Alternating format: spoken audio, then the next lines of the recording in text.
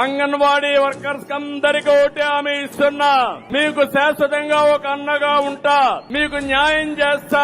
తప్పకుండా తెలుగుదేశం పార్టీ వచ్చిన వెంటనే మా అంగన్వాడీ టీచర్లకు న్యాయం చేసే బాధ్యత తీసుకుంటామని మరొక్కసారి హామీ ఇస్తున్నా.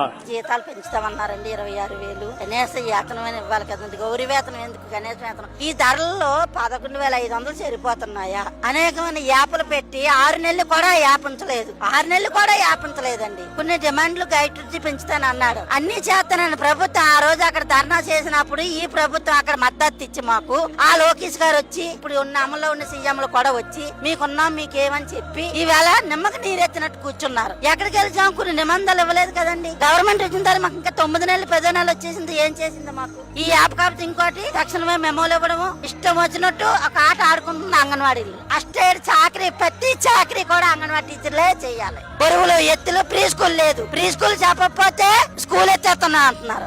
వాళ్ళు ఏం చెప్పారంటే ప్రతి టెంట్కి తిరిగాము, ఆ రోజు హామీలు ఇవ్వడమే ఇచ్చారు కానీ హామీలు అమలు చేయలేదండి, అమలు చేయలేదు. రాబోయే రాజుల్లో ఏం చేయాలనేది మా నాయకులు ఉన్నారు. జనాలు ఇప్పుడు ఒక ఏను కాదు పిడికిడి పెట్టింది, రాబోయే దానిలో ఇంకా చాలా దారుణంగా ఉంటది ఆ ప్రభుత్వం కింద దిక్కపోతే.